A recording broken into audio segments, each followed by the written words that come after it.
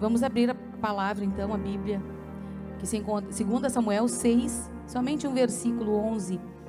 Quero pregar um pouquinho nesta noite sobre a vida de um homem chamado Obed-Edom. Um homem que é um exemplo. E eu poderia colocar um tema na minha mensagem: crescendo com Obed-Edom.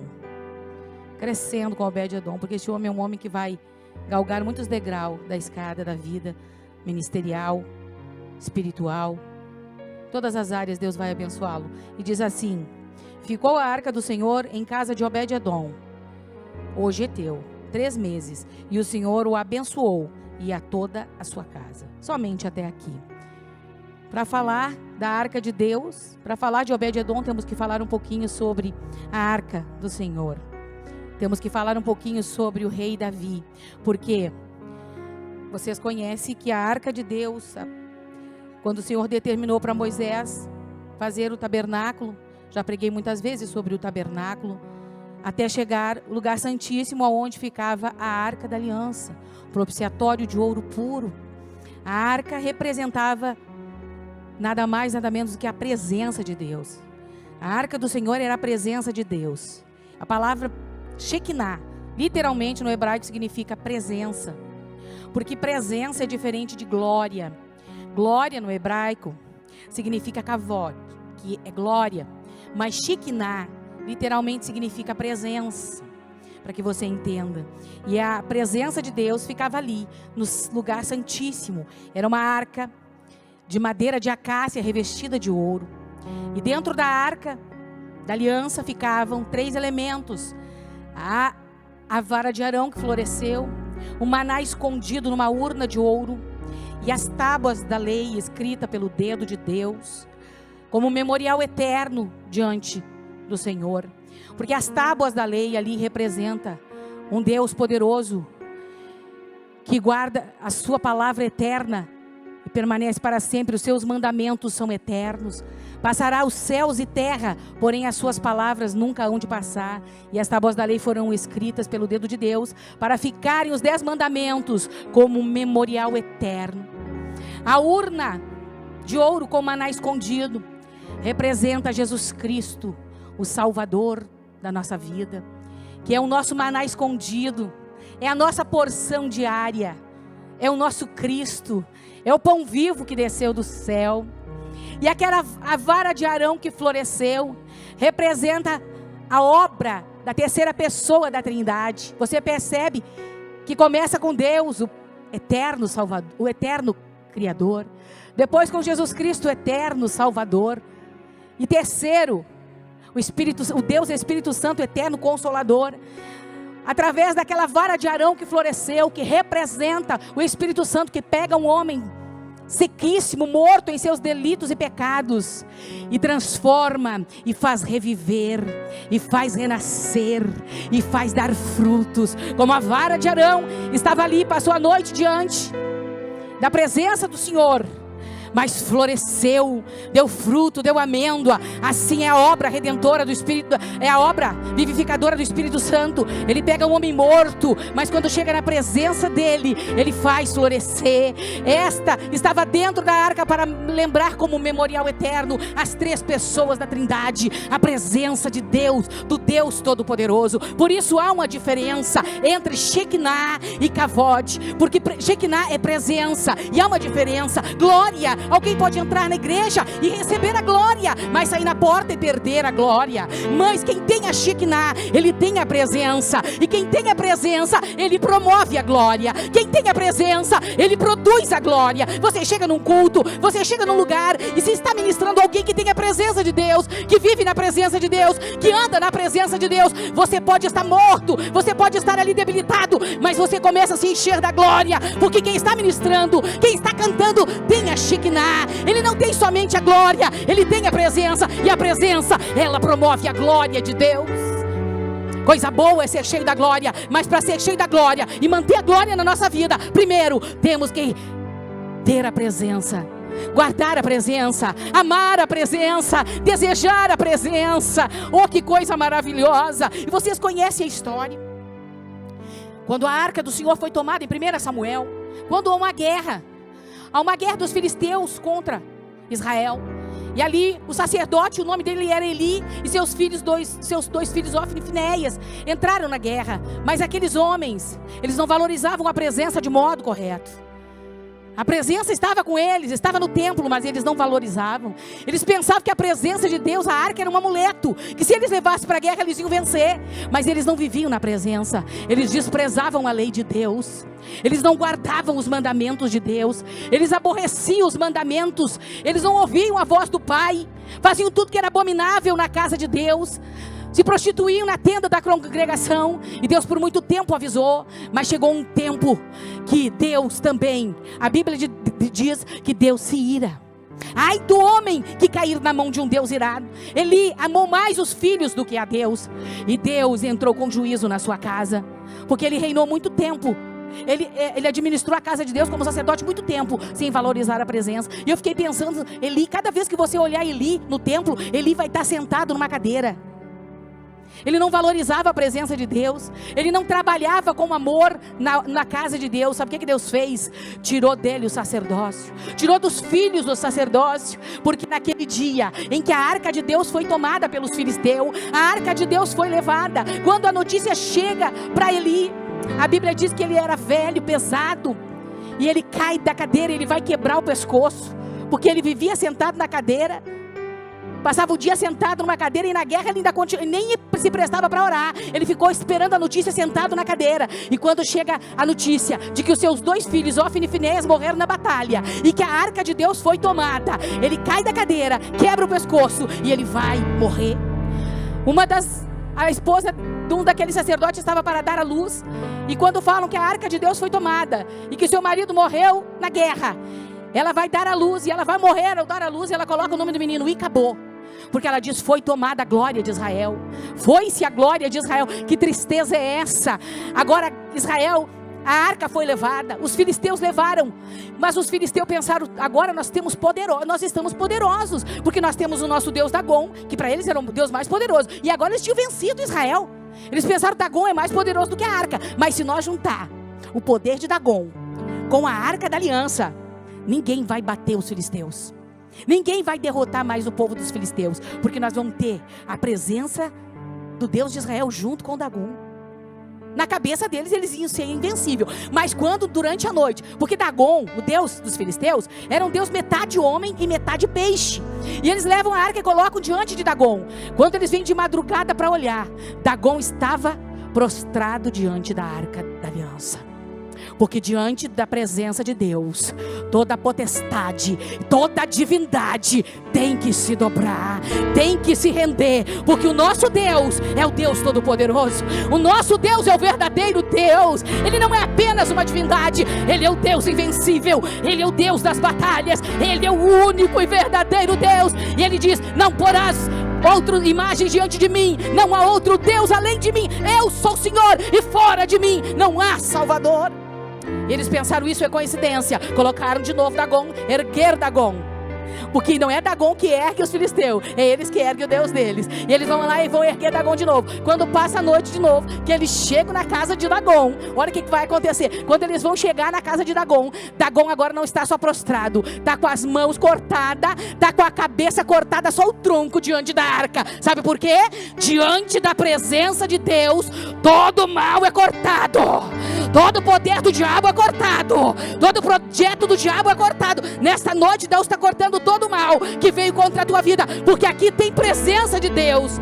Aqui não tem só glória, aqui tem glória porque tem presença de Deus. A presença de Deus vai entrar dentro da tua casa hoje, e todo o mal que estiver diante de você vai ser cortado. Todo o mal que veio contra a tua vida, contra a tua casa e contra a tua família, Deus está cortando, Deus está quebrando nesta noite. Todo o poder do diabo está sendo cortado, porque aqui tem a presença de Deus. E agora vocês conhecem a história. Deus vai ferir ali, fica 6 meses ali na terra dos filisteus, e Deus vai fazer ali, vai ferir muito aquela terra. E eles procuram uma forma de tirar dali a arca de Deus, e procuram um modo correto, mas não existia como, eles não sabiam como fazer. Colocaram num carro e a arca de Deus vai parar em Bet-Semes. Deus vai ferir uns homens de Bet-Semes também, porque vão olhar por curiosidade para dentro da arca. De curioso eles vão querer olhar para dentro da arca. Deus vai matar todos. A presença de Deus, ela dá vida. Mas a presença de Deus também pode matar, se de forma errada. Por isso eu te digo nesta noite, valorize a presença de Deus. Valorize as coisas espirituais. Cuidado com o que você fala. Cuidado com o que você faz. Não toca nos homens e mulheres que têm a presença de Deus, que foram ungidos por Deus. Eu estava vendo o pastor Guilherme pregar na quinta-feira aqui. Ele diz, ai daquele que tocar no ungido do Senhor. Ungido do Senhor, ainda que esteja cheio de demônio. Quando Saul estava cheio de demônio, porque um espírito maligno habitava nele. Davi disse, ai daquele que tocar no ungido do Senhor não ficará impune. O Senhor vai tocar na vida dele. Eu nunca vi alguém que se levantasse contra o ungido de Deus que ficasse impune. Deixa que Deus trate, deixa que Deus haja. Saul morreu na batalha e ele se matou com a sua própria mão. Ele se feriu com a sua própria lança. Entrega na mão de Deus e confia, mas não toca em ungido do Senhor, ainda que esteja caído, ainda que esteja errado. Deixa Deus tratar e fazer justiça. A arca de Deus, a presença de Deus, ela dá vida, mas ela também mata. Agora a presença de Deus, agora a arca de Deus, eles vão colocar num carro de boi. E a arca de Deus, ela vai ficar em Kiriat Jearim por 20 anos. 20 anos vai ficar em Kiriat Jearim, na casa de um sacerdote chamado Abinadab. Naquela família sacerdotal. Só que vai ficar 20 anos na casa de Abinadab, mas nada vai acontecer. Você vai ver que ficou 20 anos na casa de Abinadab e nem um milagre aconteceu. Sabe por que nada aconteceu na casa de Abinadab? Porque Abinadab e seus filhos, eles desprezavam a presença do Senhor. Abinadab e seus filhos, eles não valorizavam a presença do Senhor dentro da casa. Tem gente que tem a presença de Deus dentro da casa, através do pai, através da mãe, através de um filho, através de alguém que tem a presença, mas não valoriza. Mas sabe aquele momento de dificuldade, que a prova vem, que a luta vem, que bate na porta, você corre para quem tem a presença. Você corre para quem tem a presença. Mas a presença de Deus não é só para resolver o nosso problema. A presença de Deus é para que nós venha amar, para que nós venha querer, possuir, ter, viver na presença de Deus. Tem muita gente que quer o Deus que dá a presença, não quer, só quer estar na presença, mas não ter por completo a presença na sua vida. Querem a bênção, mas não querem o abençoador. Mas eu fico pensando e analisando. Agora Davi, vocês sabem a história, que Davi vai reinar sobre Jerusalém. Com 30 anos ele vai reinar 7 anos sobre Hebrom. E com 37 anos ele vai reinar sobre todo Israel, sobre todo Jerusalém. E a primeira coisa que ele faz, ele disse, não adianta eu ter trono sem presença. Não adianta coroa de rei sem presença. Não adianta palácio sem presença. Não adianta cadeira sem presença. Não adianta ter título sem presença. Davi valorizava mais a presença de Deus do que ser rei de Israel. Ele entendeu que no tempo de Saul, 40 anos, Saul não se preocupou em trazer a presença.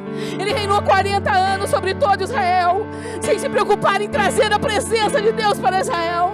Imagina um povo liderado por um rei que nunca se preocupou em trazer a presença de Deus para a guerra, em trazer a presença de Deus para o povo. O povo gemia, o povo chorava, mas Davi entendeu, se eu reinar sobre todo Israel, eu quero a primeira coisa, trazer a arca de volta para Jerusalém, para a cidade de Davi. Eu quero trazer a arca de Deus para a cidade de Jerusalém. Ele entendeu que ele precisava da presença de Deus para reinar sobre Israel. E eu sempre digo, tem pessoas que valorizam mais o título do que a presença. Valoriza mais a posição do que a presença. Valoriza mais a casa que a presença. Valoriza mais as finanças do que a presença. Valoriza mais a matéria, o material do que a presença. Davi disse, eu não possuo outro bem, tu é o meu bem maior, eu não tenho outro bem além de ti. Ele amava a presença, ele queria a presença, e agora ele fala com os anciões para trazerem a presença, a arca de volta para Jerusalém. E ele vai preparar 30 mil homens, e eles vão cantando, eles vão dançando, eles vão preparar músicos, cantores, levitas, anciões, sacerdotes. Eles vão buscar a arca em Kiriat Jearim, na casa de Abinadab. Mas quando ele vai buscar, ele tem uma boa intenção, mas ele vai fazer de uma forma errada. A intenção é boa, mas a forma que ele vai querer trazer a arca para Jerusalém é de uma forma errada. A arca da aliança era para ser trazida no ombro de sacerdote, trazida no ombro de levitas, de homens consagrados a Deus, preparados por Deus. Só eles poderiam carregar a arca da aliança. Carregar a arca da aliança não pode ser para homens corrompidos. Carregar a arca da aliança não é para qualquer um que vive uma vida de modo errado. uma vida de quem segue a Baal e serve a Deus, não. É quem tem compromisso com Deus, é só esses que poderiam trazer a arca da aliança. Ele prepara um carro novo, um carro de boi, mas a arca não era para ser trazida em carro de boi. Tem muita gente querendo levar a arca em carro de boi, trazer a presença em carro de boi. Sabe o que é isso? É vidas que não têm compromisso com Deus. É pessoas que se prostituem, é levando a arca no carro de boi. O boi vai tropeçar. É ministério comprados, é ministérios vendidos. Isso é trazer arca em carro de boi. Deus vai se irar, vai fazer boi tropeçar. Deus ainda é Deus, e aí Ele ainda opera, Ele ainda é soberano e está no controle. Eu me lembro que eu preguei esta mensagem no ano de 2018, na convenção da Assembleia de Deus, na nossa convenção de pastoras. Foi dura esta mensagem, e eu preguei para as pastoras e disse: ainda há tempo de pedir perdão, ainda há tempo de mudar a história, porque Deus, Ele vai tratar. Ninguém pode segurar a presença, ninguém manda na presença de Deus. E agora você vai entender por que eu falei isso. Sabe por quê? Quando eles estão trazendo a arca, quando eles estão vindo na eira de Nacon, a Bíblia diz que um dos bois vai tropeçar. Ela estava sendo trazida por Uzá e Aiô, filhos de Abinadab. Uzá estava trazendo a arca e Aiô de outro lado estavam trazendo a arca da aliança. Mas Deus vai fazer um daqueles bois tropeçar. E quando o boi tropeçar, Uzá, ele vai tentar segurar a arca, ele vai segurar a arca. E a Bíblia diz: e Deus se irou e abriu brechas em Uzá. E Uzá morreu ali diante da arca do Senhor. Sabe o que é abrir brecha? Deus abriu uma brecha em Uzá. Deus abriu, feriu Uzá, e as suas entranhas vieram para fora. Olha que mensagem, olha que mistério há nesta palavra. A Bíblia diz que ele tentou segurar a arca. Eu imagino que Uzá pensou: se eu segurar a arca aqui, diante de todo Israel, eu vou fazer o meu nome. Eu sou o cara agora, porque eu vou segurar a presença. Mas ai daquele que tentasse. Sabe o que significa o nome Uzá? Literalmente significa força, mas força humana. Aqui mostra que a força humana não pode limitar a presença de Deus. A força humana não pode segurar a presença. Ai daquele que tentar segurar a presença de Deus na força humana. Uzá significa força, mas força de homem. Força de homem não detém a presença de Deus. Força de homem não segura a presença de Deus. Tem muita gente por aí, porque muitas vezes tem um cargo elevado, ele quer botar limite na presença de Deus. Deus é soberano, e na presença dele ninguém segura e ninguém se segura. E eu disse: Deus vai abrir brecha, irmãos. Pastoras, Deus vai abrir brecha. E a mulher conhece o marido que tem. É dura a mensagem, mas é a mensagem que vai levar para a salvação. Levando ao arrependimento, Deus também se arrepende do mal que vai fazer e não faz. E naquele mesmo, dali uns meses começou Deus a abrir brecha. E sabe o que é abrir brecha? E as entranhas vir para fora, significa que tudo aquilo que está escondido vai vir para fora. Tudo aquilo que está no oculto, a presença de Deus vai trazer para fora. A presença de Deus vai trazer as claras. Cuidado com a presença de Deus. Ela não vai deixar escondido o teu pecado. Deus está abrindo brecha em Uzá. Homens que não querem liderar mais com a força de Deus, com a presença de Deus, mas com a força do braço, com a força da intelectualidade, com a força da sabedoria humana, com a força da capacidade do homem. Ai daquele, Deus vai abrir brecha. E tudo que é pecado, tudo que está escondido, Deus vai trazer para fora.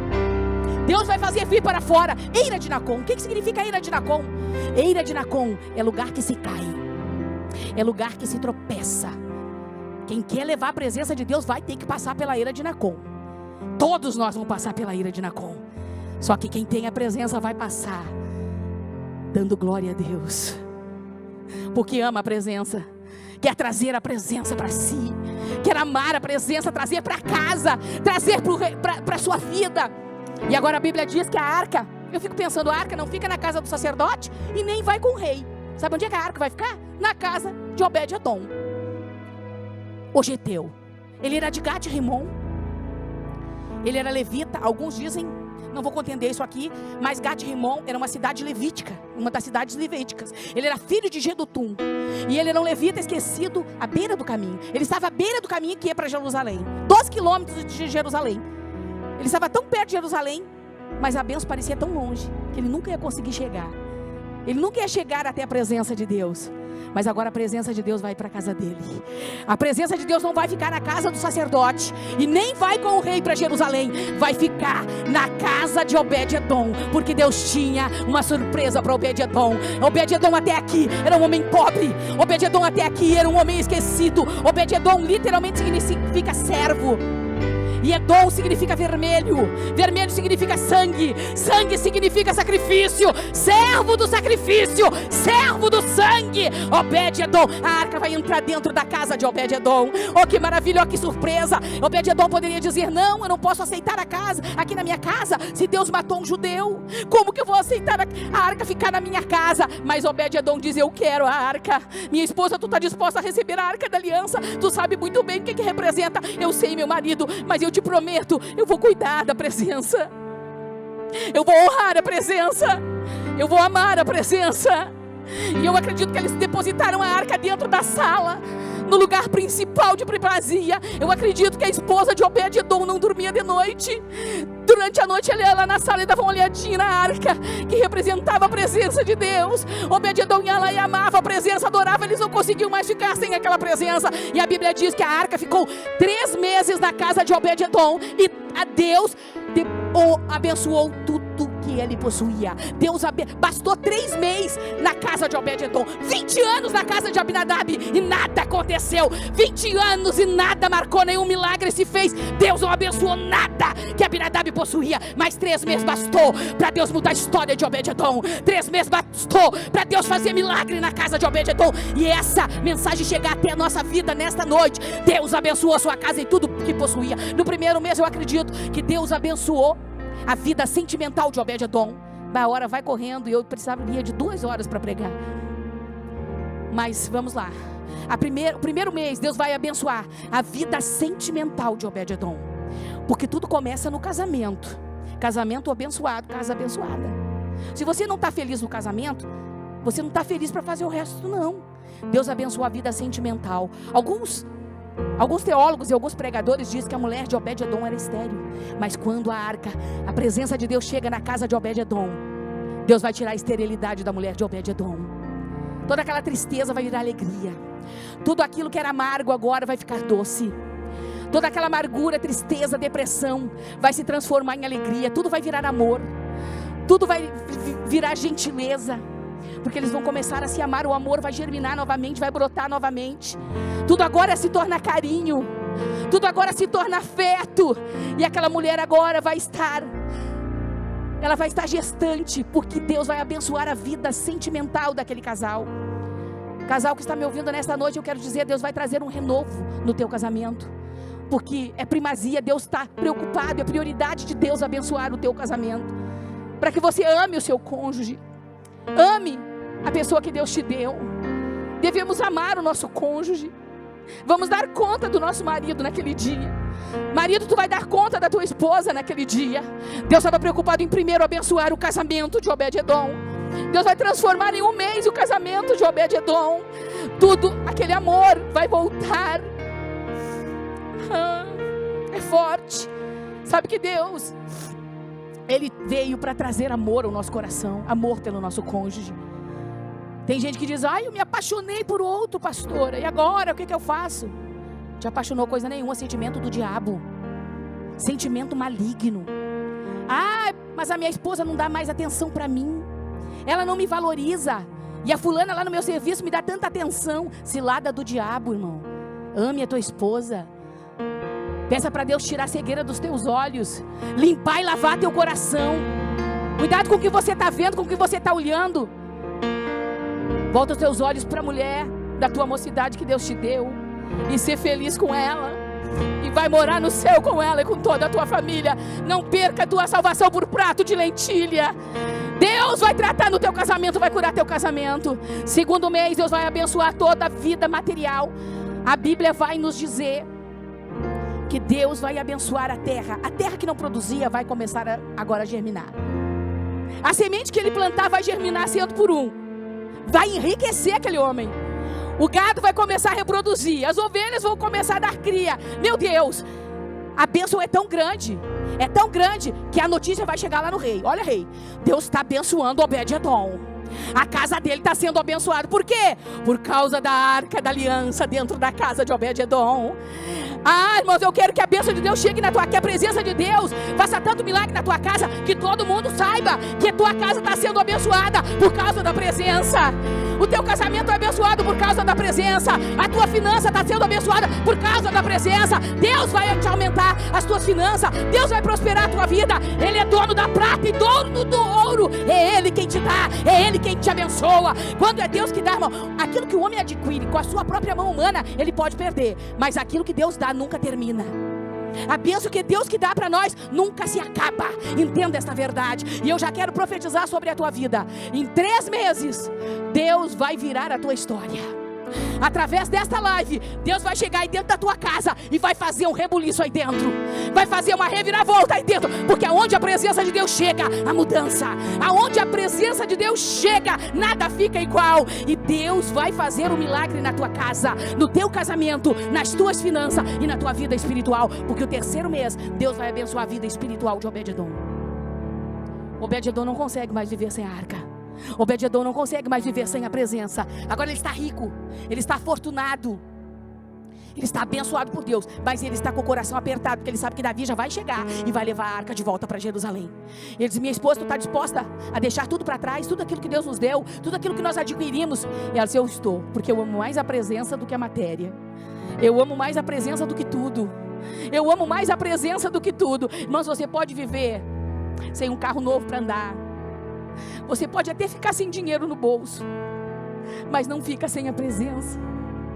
Coisa triste é um homem sem a presença de Deus. Coisa triste é uma pessoa vazia da presença de Deus. É terrível. Davi disse: torna a dar-me a alegria da tua salvação. Para ter salvação tem que ter presença. Nunca perca a presença, perca tudo, perca dinheiro, perca tudo, só não perca a presença de Deus na tua vida. Eu cheguei a dizer para Deus, e sempre digo, eu tenho 30 anos de ministério, eu sempre digo: Senhor, se eu tiver que perder a tua presença, me leva, não me deixa na terra. Não vale a pena viver sem a presença. Não vale a pena viver sem a presença. Ame a presença. Davi volta para buscar. E agora Davi, ele vai orar, ele vai pedir para Deus e vai buscar da forma correta, porque a forma correta é: a cada 6 passos que os sacerdotes davam, no 7º eles faziam sacrifício, bois e carneiros. Eles davam 6 passos, era 12 quilômetros. Eu não vou dizer a quantia, porque eu estou muito ruim de matemática. Eu falei semana passada, na quinta passada, e alguém me corrigiu, porque a gente nunca sabe tudo, pode errar, a gente é humano. E eu estou muito ruim de matemática. Eu falei de Naamã, né? A pessoa falava, ainda comentava lá em casa, que Naamã levou uma oferta em ouro de 3 milhões, mais de 3 milhões de dólares. Depois eu fui dizer que era 15, para reais era 15 mil reais a 20 mil reais. Eu errei, era 15 milhões de reais. Mas isso não vem ao caso.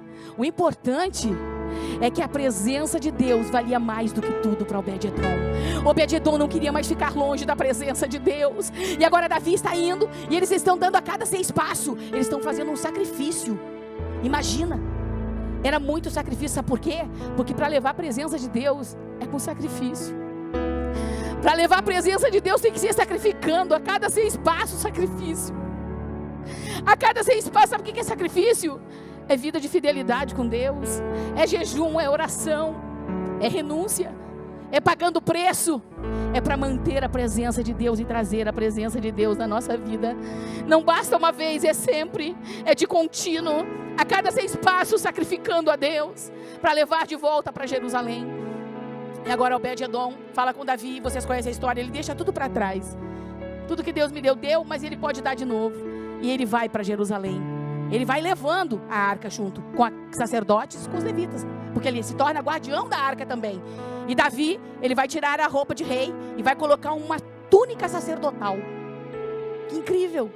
Porque para poder chegar na presença de Deus tinha que colocar uma túnica de sacerdote. Por isso que a palavra diz que ele nos tornou para si reis e sacerdotes para Deus, para chegarmos na presença do Senhor.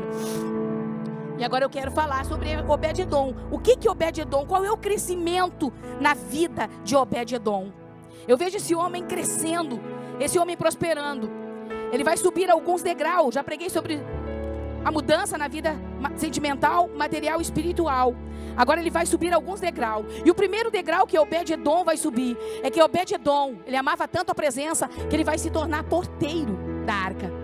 Ele vai se tornar porteiro da tenda da congregação, onde estava a arca do Senhor. Ele vai ser porteiro para que pelo menos pelas frestas lá da porta ele pudesse contemplar a arca, para que pelas frestas ele contemplasse a presença do Senhor. E eu fiquei pensando, que coisa linda. Ele começa o primeiro degrau como porteiro, lá na porta. Tem gente que quer começar aqui no altar. Tem pessoas que não querem começar lá na porta, já querem começar aqui no altar. Mas Obed-Edom começou sendo porteiro da arca, porteiro para guardar a arca, para proteger lá na porta, cuidando, nem que seja pelas frestas. Ele queria contemplar a arca do Senhor. Segundo, não vou poder me deter porque a hora está indo embora. Segundo degrau que ele vai subir, ele vai se tornar músico na casa de Deus.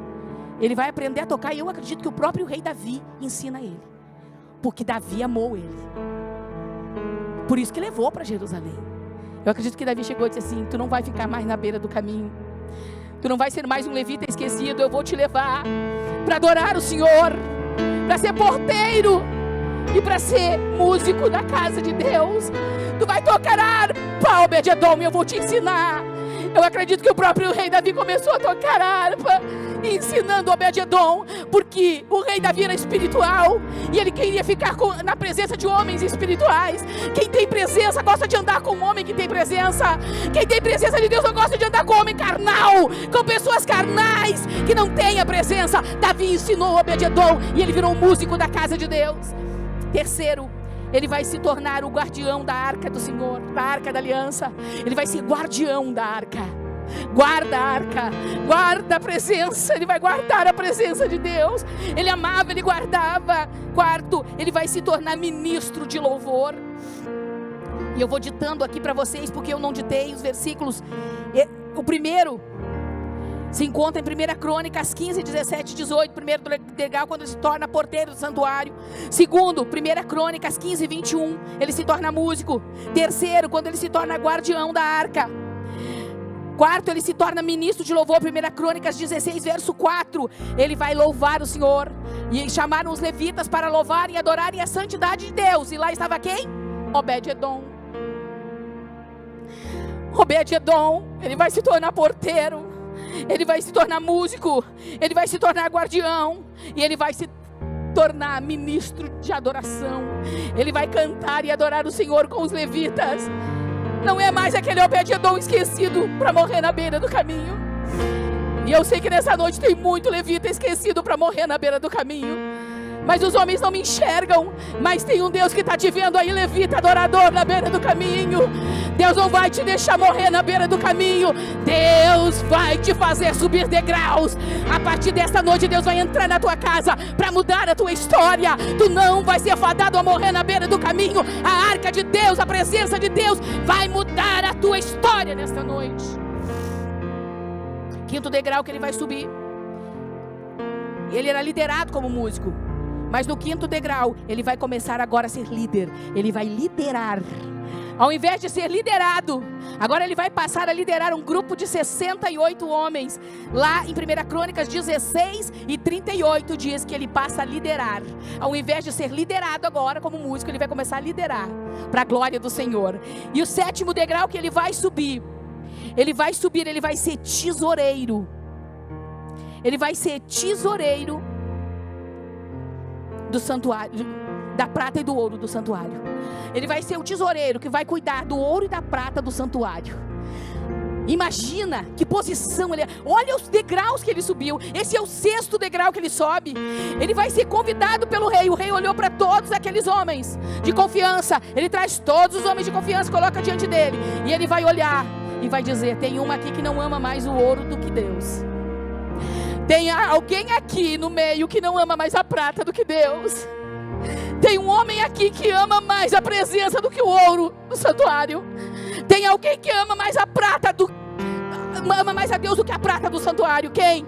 Obed-Edom foi escolhido para ser o tesoureiro do ouro e da prata do santuário. Que coisa maravilhosa! Porque Davi entendeu, este homem é um homem de confiança, eu posso entregar todo o ouro e toda a prata, porque ele ama mais a Deus do que essa prata, ele ama mais a Deus do que esse ouro. E não era pouco não, eu vou só dizer em dólares para não errar de novo, dólares e real.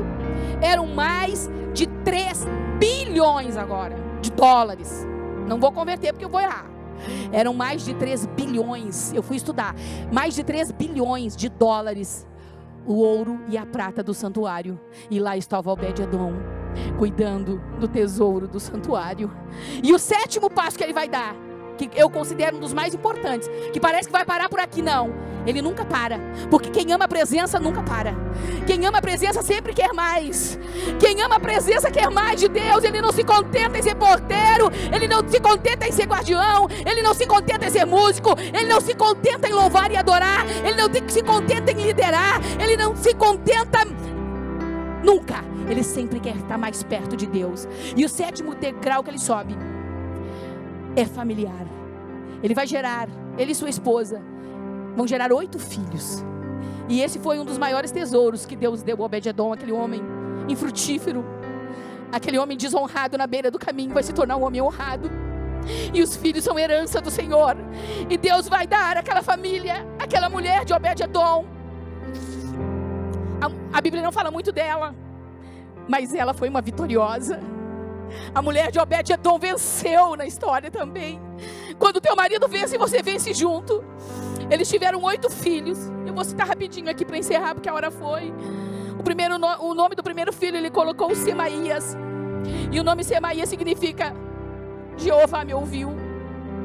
Eu fui ouvido por Jeová. O segundo filho, Josabade, foi Jeová que me deu. O terceiro filho, Joá, Jeová é meu irmão. O 4º filho, Natanael, meu amigo é Deus. O 5º filho, Amiel, existe uma recompensa. O 6º filho, Isacar, eu sou portador de salário. O 7º filho, Sacar, significa ordenado. E o 8º filho, Peuletai, que significa laborioso, aquele que faz a obra do Senhor. Os filhos de Obed-edom, 8 filhos Deus deu. E os filhos de Obed-edom foram homens honrados. A Bíblia diz que os filhos de Obed-edom foram homens guerreiros, homens lutadores, homens levitas da casa de Deus, homens fortes, homens laboriosos. Peuletai significa meu filho trabalha no serviço de Deus. Eu quero profetizar sobre a tua vida, o melhor de Deus ainda está para chegar. Eu quero profetizar que neste tempo de calamidade Deus ainda está abençoando, Deus ainda está honrando, como honrou Obed-edom em 3 meses, a arca na casa dele. A arca, a presença de Deus chegou na tua casa através desta live nesta noite. Vai ter mudança na tua casa, toda a cidade vai ver a mudança que Deus vai fazer no teu casamento, na tua família, nas tuas finanças, na tua vida espiritual. Tu não é qualquer um, você será honrado por Deus, como foi Obed-edom. Entrego essas palavras em nome do Senhor. Aleluia. Pastora Maristela vai estar orando pela tua vida nesta hora. Passe aqui, pastora Maristela. Depois de uma ministração tão poderosa dessas, aleluia, que nós ouvimos aqui esta noite, a presença de Deus está mudando tudo na tua vida e tudo na tua casa. Valorize a presença de Deus. Oh Espírito Santo. Vamos orar então. Você que pode orar aí, se está em família, ore com a sua família. Deus está entrando na tua casa nesta hora. Eu sei que a presença de Deus através desta live está entrando no teu coração para mudar a tua história, como mudou a história de Obed-edom, este levita que estava à beira do caminho. Ele foi transformado, ele foi honrado, ele foi exaltado. Deus o honrou. Deus agora, Pai, pregamos a tua palavra. O nosso compromisso é pregar a tua palavra, mas o teu compromisso é em abençoar as vidas que estão assistindo esta live. Senhor, vai agora entrar com providência, vai tocando nas vidas, vai tocando nos corações, nas famílias, vai abençoando de uma forma toda especial. Eu sei que nessa noite, Senhor, o teu povo, a tua igreja vai entender e vai valorizar e priorizar mais a tua presença, a tua Shekinah. Aleluia. Queremos guardar e ter e viver e manter a tua presença na nossa vida, porque ela é a garantia do nosso sucesso, ela é a garantia da nossa salvação. Precisamos ter a presença, andar na presença com temor e tremor. Eu tenho certeza que muitas vidas estão sendo tocadas, alcançadas. Eu sei, Senhor, que através dessa live tu está curando pessoas que estão enfermas. Eu sei que através desta live o Senhor está transformando vidas que estavam à beira da morte, à beira do suicídio, pessoas que estavam até pensando em suicídio, mas nesta noite, através desta live, o Espírito de vida, através da presença do Senhor, está entrando na tua casa, está mudando a tua família. O teu filho que está nas drogas está sendo agora tocado por Deus, está sendo liberto. Diante da presença do Senhor, todo mal está sendo quebrado. Diante da presença do Senhor, todo mal está sendo quebrado. Todo ministério agora está sendo exaltado. Deus vai entrar na tua vida, Deus vai exaltar o teu ministério, Deus vai honrar a tua chamada. Você não vai ser esquecido. Deus vai abrir uma porta e vai te honrar até o final deste ano. Deus vai tocando, vai entrando com providência, vai abrindo porta fechada, arrebenta os ferrolhos de ferro, as portas de bronze, para a honra e para a glória do teu nome. Vai entrando o Senhor agora na casa, vai entrando agora nas finanças, vai entrando agora na família, vai tocando, vai mudando a história, vai salvando, vai transformando, vai libertando, Senhor, nesta noite. Eu creio que o Senhor está agindo, que o Senhor está movendo algo sobrenatural, já está acontecendo. Põe a tua mão aí, Senhor, aonde essa pessoa pensa que não tem mais jeito, aonde ela diz que não tem mais solução, para mim nunca mais vai dar certo, não vou mais ser feliz. Deus, coloca a tua mão. Toda investida e todo mal, toda investida maligna, Deus vai cortando agora, vai quebrando agora.